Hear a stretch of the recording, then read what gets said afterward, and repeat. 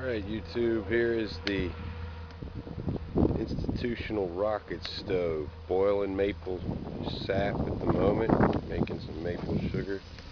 Can't see in there too good once the wind gets out of the way for a second, but it's boiling like you've never seen water boil before.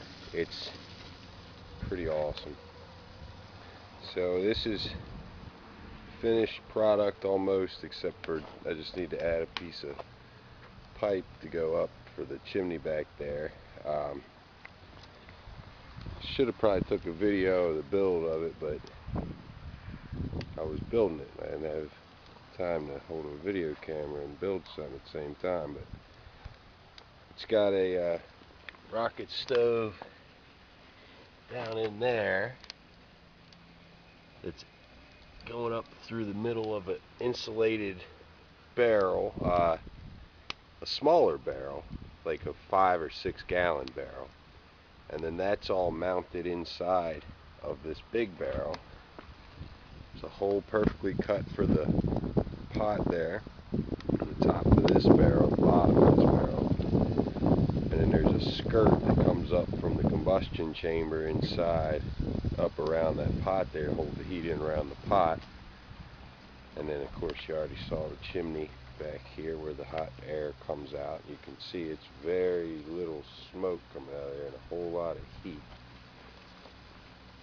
And you can see there's the bolts that mount the skirt to the inside of the barrel there. And we're boiling sap, man. This thing's badass.